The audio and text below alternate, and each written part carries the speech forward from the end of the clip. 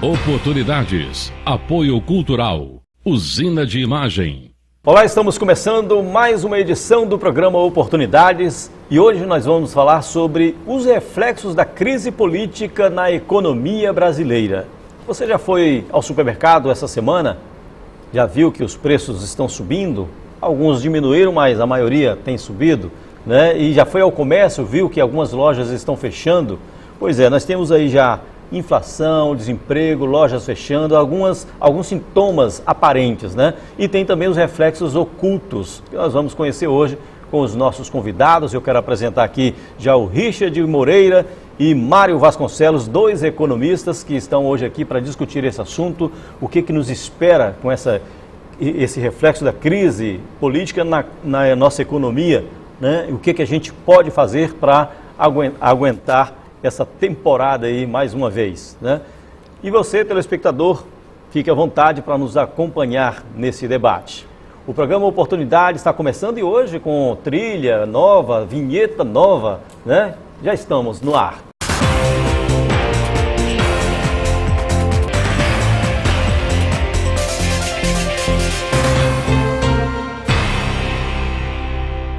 Primeiro, obrigado por vocês terem vindo hoje aqui discutir mais uma vez a questão de crise, né, no Brasil. E não é a primeira nem vai ser a última por enquanto. Eu espero que um dia a gente pare de discutir crise no Brasil, mas mais uma vez vamos falar sobre os reflexos da crise política, institucional, na nossa economia, no nosso dia a dia, né? Eu falei na abertura sobre os reflexos visíveis, né? Além desses reflexos visíveis, tem os ocultos que eu gostaria de ouvir de vocês. Eu vou pedir para o Mário iniciar. Tá? Inclusive o Mário sugeriu esse tema hoje aqui com a gente, que ele está percebendo o que, Mário? Muito desemprego, muita inflação? Muito desemprego, a inflação deu uma caída, mas ainda continua bastante elevada, quase 10%.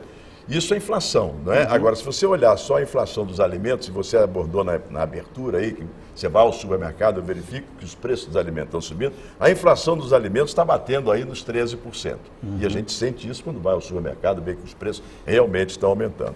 Mas dentro desses vamos dizer, dessas coisas invisíveis que essa crise está mostrando, eu posso destacar, por exemplo, alguns programas sociais do governo. Não é? O presidente tem falado muito no programa Minha Casa, Minha Vida, mas os investimentos desse programa estão caindo, estão reduzindo, né, o número de projetos para Minha Casa, Minha Vida. Uhum. A mesma coisa no FES, como bem lembrou o Richard aqui antes de começar o programa. Então são essas coisas, esses programas sociais acabam sendo afetados, porque realmente falta dinheiro. Não é? A arrecadação está caindo, porque na medida que a economia não cresce e o PIB de 2015 foi menos 3,8 em relação a 2014, que também já foi baixo, não é? Ou seja, se o PIB não cresce, não há geração de emprego, não há renda, não há consumo, não há aumento da arrecadação e, obviamente, isso acaba sacrificando os programas, de uma maneira geral, inclusive os programas sociais. Richard, e você? O que a gente pode destacar aí de reflexos ocultos, né, dessa crise? Eu vou até um pouco mais além, né? A questão de ser oculto e tem aqueles que ainda vão acontecer. Então, os que já estão acontecendo, que a sociedade ainda não prestou atenção, e aqueles que irão acontecer. Quando a gente fala em economia é uma ciência social, né? A gente até usa alguns termos, tipo assim, o problema socioeconômico. Quando a gente tem um problema político que dita a regra da economia de uma forma tão negativa, automaticamente isso vai interferir na sociedade. Uma coisa oculta que já está acontecendo e pode vir a piorar na sociedade é o problema familiar. Parece brincadeira que eu vou falar, mas olha, é dramático. Separação de casais, briga entre famílias, por falta de condição econômica para sobreviver, de pagar suas contas ou até de morar. Queira ou não queira, a situação econômica de uma família implica muito nisso. É o principal. Inclusive, a base da economia é justamente a geração de emprego e renda que sustenta a família, e a família, através da sua força de trabalho, sustenta a economia. Então, é essa a roda da economia. A família trabalha, recebe, gasta esse dinheiro, volta para a empresa, volta como salário, volta como consumo, e isso está sendo interrompido. É aí que começam a vir as causas sociais, tanto positivas como negativas na economia. E no momento de crise, são as negativas que imperam. Essa é a minha maior preocupação nesse momento. Não é como a época da inflação antes do real, mas a gente está sentindo realmente que a inflação está perdendo o controle? Ou... Já perdeu o controle, né? Você vê que a inflação chegou a 10,67% em 2015. Quer dizer, índice que só aconteceu. O último que aconteceu com duas casas foi em 2002. De lá para cá, sempre a inflação com dígito, né? Nós acabamos. Só agora, no mês de março, é que a inflação voltou a um dígito. Que até então era uma inflação com 2 dígitos. É uma coisa preocupante. Claro que a gente não vai chegar nunca àqueles padrões ou àqueles níveis que nós tivemos na década de 70, 80, 90 até o Plano Real. Isso não há hipótese disso acontecer. Mas, obviamente, que isso, a inflação é corrosão do nosso poder de compra. Eu queria acrescentar o que o Richard falou, que tá, inclusive dentro dessa questão socioeconômica, né? Veja, com a crise de 2008, 2009, até para que a gente não fosse brutalmente atingido por essa crise mundial, lembra que até o ex-presidente dizia, olha, isso aqui é uma marolinha, nós temos que consumir, temos que gastar. Então foram criados uma série de mecanismos para que as famílias, principalmente as famílias de baixa renda, pudessem ter acesso a bens e serviços que somente a classe média para cima tinha acesso. Então essas pessoas passaram a ter acesso a esses bens, né, a esses serviços, passaram até de uma classe B, uma classe D para uma classe C, não é? Ou seja, tiveram ascensão social e com essa crise, eles estão retornando para a classe... Não se sustentou. Não se sustentou. Então isso é frustrante. Não é? Muitas vezes a pessoa adquiriu um carro porque houve toda uma condição para que ele adquirisse aquele veículo naquela oportunidade, com taxas baixas de juros, com financiamentos em 60, 72 meses, e agora tem que se desfazer do carro.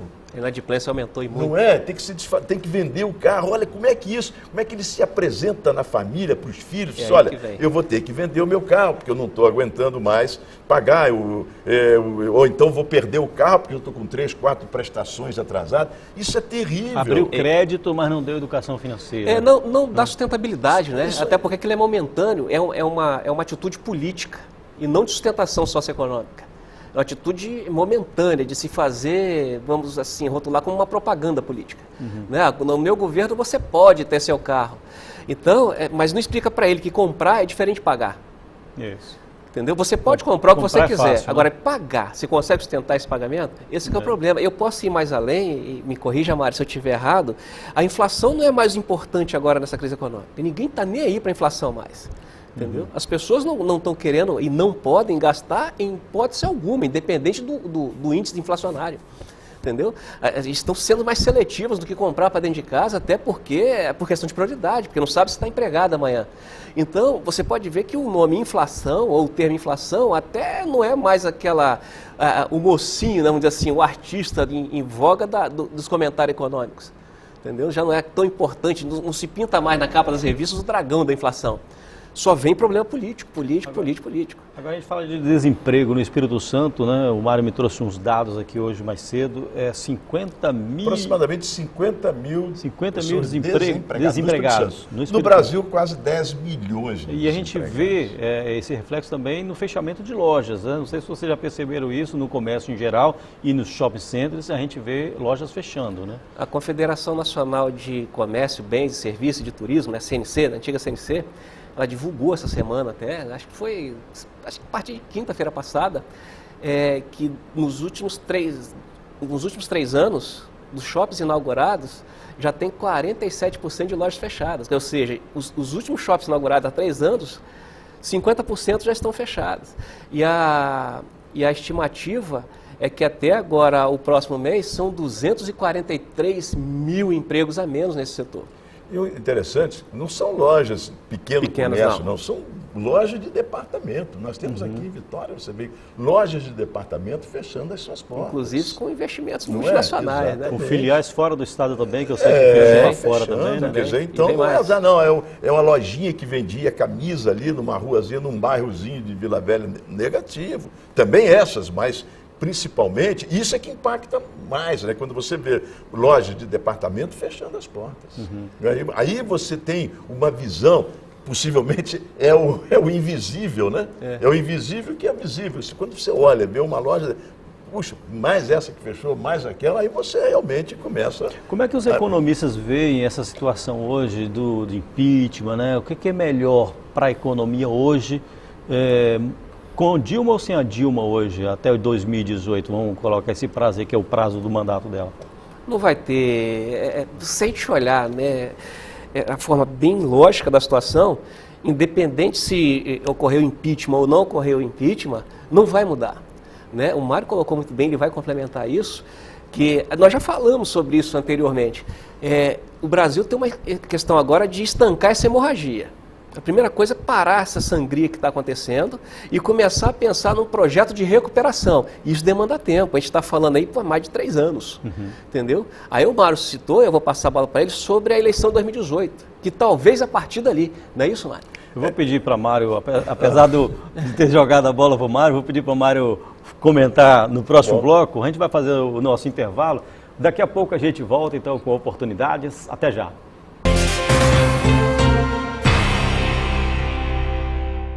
Voltamos com oportunidades. Nós estamos falando hoje sobre os reflexos da crise política na economia brasileira, né? E a sensação, pelo menos pela conversa que a gente está tendo aqui, para jogar para esse segundo bloco, é a sensação de que os nossos gestores públicos estão muito preocupados em salvar suas peles em vez de administrar melhor o país, né? Mário, você fazer uma complementação do que o Richard falou aí, né? Eu vejo o seguinte, está aí se discutindo o impedimento da atual presidência, do presidente, da atual presidente, né? E vamos, aí, por hipótese, há o impedimento. O que vai ocorrer?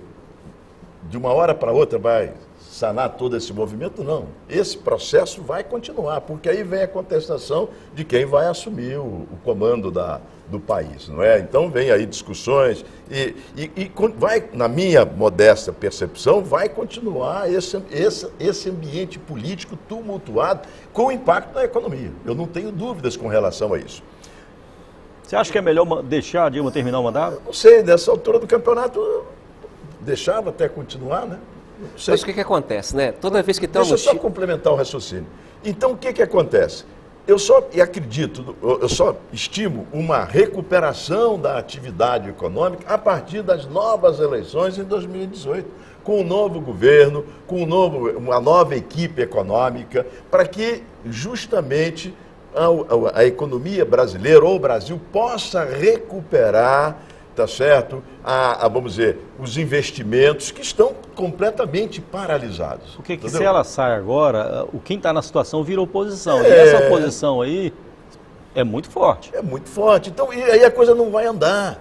Tá entendendo? A coisa vai ficar patinando. Aí agora, o que está acontecendo hoje com a presidente vai acontecer com o outro que assumir ali. Quer dizer, então a coisa... Isso vai causando cada vez mais incerteza, cada vez mais... E investimento, o empresário para investir, ele precisa ter um mínimo de segurança no retorno daquele investimento. Então, essa visão do economista Mário Vasconcelos. E o Rich, a visão sua, você acha que é melhor assim? Eu vou até fazer um adicional aqui. Toda vez que tem uma notícia contra o governo ou a favor do impeachment, a bolsa sobe e o dólar abaixa, o câmbio dá uma retraída. Por quê? Não que eles vão se sustentar nessa situação, com mudança ou não, mas é uma forma de mostrar que o mercado, o sistema econômico não está satisfeito com o governo que aí está. Então, toda vez que vê uma notícia que houve alguma coisa contra o governo atual, aí você tem em termos assim de 12 horas, 24 horas, uma melhora na economia. Tipo assim, as ações de empresas brasileiras subiram, tiveram uma alta hoje, como Petrobras e por aí vai. O câmbio, né, o dólar desvalorizou um pouquinho mais, só devido a uma notícia. Toda vez que uma notícia contra o governo, acontece isso. Mas isso não quer dizer que se sustente com o impeachment da presidente. Na realidade, fica hoje, né, eu arrisco até dizer que é 6 por meia dúzia, porque o problema econômico é resultante de falta de credibilidade na estrutura política do país.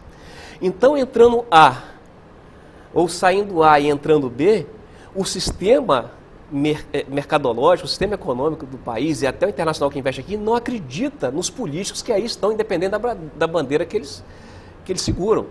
Então é esse que é o Os problema. políticos estão na berlinda. Exatamente. Né? Nós não temos uma política de credibilidade que vá garantir uma estabilidade econômica a curto e médio prazo. E tem que ter uma reestruturação política. Por isso que nós estudamos na base a questão de que a economia é resultante da política. Se a política é ruim, a economia é ruim e vice-versa. E na outra ponta, no final desse processo, quem está é a sociedade. Se a sociedade tem uma política que determina um sistema econômico ruim, ela que vai sofrer na ponta. E ao mesmo tempo, é ela que determina quem vai ser o político que irá representá-la. Em detrimento disso, onde é que está o principal problema? Eu costumo chamar isso de, eu tenho falado muito sobre isso, eu criei uma frase sobre isso, um termo sobre isso. O Brasil atravessa um problema sociopolítico moral negativo. Sociopolítico moral negativo. Nós não temos moral para ter uma política de ponta e assim determinar a economia para uma sociedade que não tem uma mínima educação de entender o que está acontecendo com ela. Ficam defendendo os ideais que não levam a lugar algum, ficam se confrontando. Né? Radicalismo. Está dividindo o país. Dividindo o país. Haja vista que qualquer votação coloca... É engraçado que um acusa o outro, né? Exatamente. É X que está dividindo o país, é o Y que está dividindo o país, né? E a sociedade não está percebendo. Exato. Mas isso. por que não percebe? Porque não existe uma estrutura educacional nesse país, a exemplo de países desenvolvidos culturalmente e educacionalmente, né? Mais do que o nosso, em de que o povo seja mais esclarecido nas relações políticas, entendeu? Ele pensa que política é alguém lá e faz lei, mas quem é que vai lá fazer lei? Uma pessoa que às vezes nunca estudou, não tem um mínimo de condição de entender qual seria o melhor benefício para uma sociedade, porque não estudou para isso, não entende conceitos para isso, não entende práticas para isso, simplesmente se candidatou, paga a um partido, o Brasil tem mais de 33 partidos políticos, né, totalmente fragmentado, aí fica chamando o partido mulher, o partido jovem, o partido homem, o partido não sei das quantas, enquanto isso o país não anda porque não tem inteligência suficiente enraizada nas suas decisões políticas. Mário. O país não anda justamente em função desse clima político conturbado, não é essa confusão, que não é de agora, esse negócio vem lá desde a campanha de 2014, não é? Isso vem desde a campanha lá, acusações mútuas, isso não leva a lugar nenhum, né? O que nós estamos vendo é que realmente o país está completamente parado, o desemprego está elevado, a inflação está elevada, lojas fechando, ou seja, nós estamos passando por uma crise, e eu posso dizer, porque eu não sou... eu tenho bastante tempo de vida, vamos dizer, é uma crise que eu nunca vi coisa parecida. Olha que eu já vi várias crises, hein?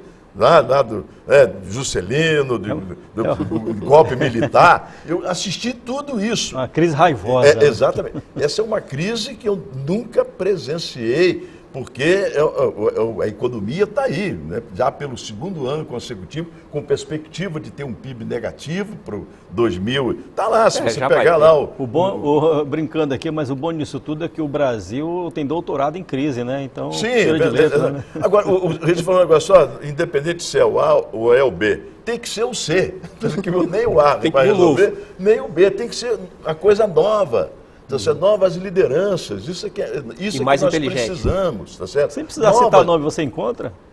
Não queria entrar nessa, não queria, eu posso, né? Porque geralmente aqueles que normalmente nós possamos rotulados como capazes não querem entrar, justamente devido a essa contaminação do sistema. Está esperando a poeira assentar, não? E você vê, Guilherme, a gente está esquecendo, que seria uma festa para esse país, uma Olimpíada. Sim, tem a Olimpíada. Nós temos um problema, o Rio de Janeiro está falido. O Rio de Janeiro está falido, que vai ser a sede. Não adianta a gente mostrar que a gente é um país de primeiro mundo em alguns metros quadrados, numa piscina ou numa quadra de ginásio de esporte. Uma vez você falou aqui no programa, vale reforçar isso, a gente não está vendo campanhas sobre a Olimpíada, né? Marketing, não. O marketing as grandes empresas multinacionais fazem marketing, que promovem esses grandes eventos, a gente não vê. Não querem investir, né? Você podia ver as multinacionais agora, já desde o ano passado, assim, insuflando de mídia, né, dos seus produtos, tanto material esportivo como material alimentício. Está quase para começar a Olimpíada agora. Já está acabando, vamos dizer assim. Para você ter ideia, em 2014, né, o Japão já começou a fazer a propaganda da Olimpíada desde 2020. E nós aqui estamos com vergonha, vamos dizer, nós que somos brasileiros, estamos com vergonha de mostrar o Brasil para o mundo, a véspera, ou abrindo a chave para uma Olimpíada, entendeu? Você vê greve em todo o serviço público do Rio de Janeiro, nós temos o problema de saúde, problema sanitário, nós temos o problema de zika, de dengue, de chikungunya, né? Se a gente está perdendo uma competição para um mosquito, imagine para uma delegação de primeiro mundo que vem competir com a gente, né? Para ser um pouco irônico. É muito difícil isso. O que mais me deixa assim, né? Isso é opinião minha, pessoal, podem falar o que quiser, vou falar como cidadão. O que me deixa mais triste é uma nação que se voluntaria, com esses milhares de voluntários para a Olimpíada, numa situação dessa, quando ninguém se voluntaria para resolver a situação do país, ou para se prestar serviço para alguém que está necessitando no hospital, ou em um asilo dos velhos, ou num orfanato, sei lá, a gente tem tanto problema social e você não tem essa massa de voluntariado como tem na época das Olimpíadas, entendeu? Porque talvez não fique uma foto muito bonita para o seu Facebook, né? Você no asilo dos velhos colocando e publicando, mas né, eu fui voluntário numa Olimpíada, mas numa Olimpíada, um país que está política, social, economicamente falido moralmente, é muito difícil acreditar. E eu vou prever uma coisa que Deus queira que eu esteja errado, que algum país desse que venha, ou de primeiro mundo, se sinta inseguro de participar e possa vir a boicotar a vinda dele aqui. Por motivo de saúde ou por motivos de segurança, talvez. E aí pode contaminar outras delegações também, né? Exatamente. Entendeu? Não tenha dúvida. Aí você fala, mas não é difícil não. Nós tivemos atentado terrorista em Munique contra a delegação de Israel. Sim, nós tivemos na Guerra Fria a Rússia boicotando a Olimpíada dos Estados Unidos e vice-versa. Entendeu? Agora a situação não é nem uma questão política, é uma questão de infraestrutura. Entendeu? Não existe a segurança para eles aqui como deveria, tanto de sanitária como de... Eu particularmente discordo um pouquinho do que você está falando com relação a poder delegação, algum país não comparecer. Até porque, o ano passado, o ano retrasado, nós tivemos a Copa do Mundo, que também se criticou bastante. Mas a proporção menor, né? Sim, presta atenção. Mas que o brasileiro recebe muito bem. É uma coisa, né, com toda a crise, com tudo isso. Né? É festeiro, com tudo isso. E principalmente o carioca. Né? Mas a crise não estava nesse ápice que está agora. Eu sou carioca. O carioca recebe muito bem. Então, eu particularmente não acredito que possa haver qualquer boicote com relação a isso. Mas vai ser surpresa? Para mim seria. Para mim seria surpresa se algum país desse não vier. Pode ser que não venha uma delegação, vamos dizer, os melhores atletas, também não acredito. Mas eu não acredito, justamente por isso. Nós, brasileiros, somos muito receptivos. Nós recebemos bem as pessoas, independente se o país está em crise, se não está. Olha, nós estávamos em crise em fevereiro e teve desfile de escola de samba, não é? Teve verão. É o que eu estava falando. Esse é o problema brasileiro. Esse é o problema brasileiro. Mas ele não é sério para ser. É o que eu estava falando. O Brasil adotou em crise, então a gente pode tirar direito em algumas coisas. Entendeu? Gente, o programa está em outro momento agora. A gente está no momento terminando. pró-impeachment. A gente está no momento em que sindicatos ou facções podem ir para a rua promover quebra-quebra, como já houve aí num passado recente, os black blocs e jornalista morrendo e caos total, quebrando loja, estourando pedágio, como aqui no estado. Né? Quer dizer, pode ter vá que uma situação dessa, uma facção dessa, para ter um impacto maior no meio de um evento como esse, promove alguma situação. A gente tem que prever. Você pode ter uma greve no meio do caminho que pode parar o país. Entendeu? É uma suposição. Tudo bem. Né? Espero que nada disso aconteça. E como eu falei, o programa está chegando ao final. Deus queira que não aconteça, mas para mim não vai ser surpresa. Ixi, o programa está chegando ao final. Eu espero que isso não aconteça. Tá? Antes de terminar, eu gostaria que vocês dessem o último recado para o telespectador. Mário, por favor. Veja, deixe pelo menos alguma coisa otimista, né? Sim, a gente está sendo alarmista aqui, a gente está discutindo realidades. Nenhuma. Eu acho, meu ponto de vista é o seguinte: independente de A ou B, o clima político vai continuar conturbado até as novas eleições que vão ocorrer em 2018, com posse em 2019.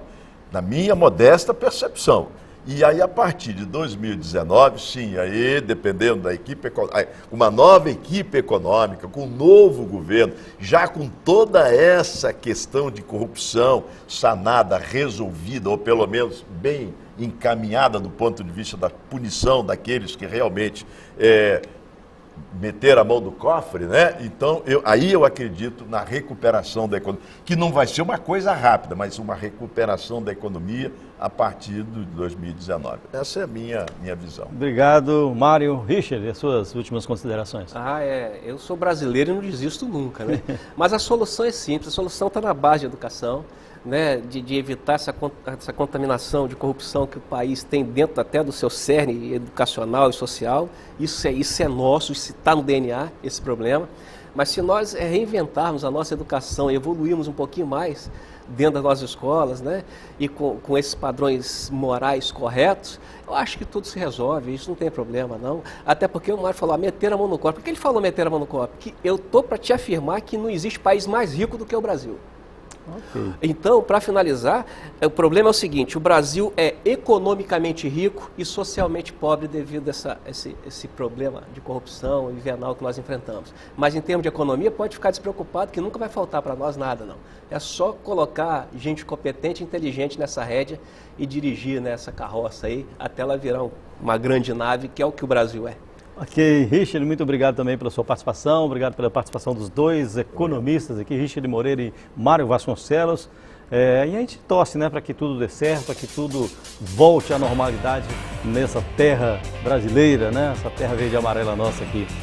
Eu agradeço também a sua participação, telespectador, a sua audiência. O programa Oportunidade fica por aqui. Semana que vem a gente volta com outro assunto. Até lá!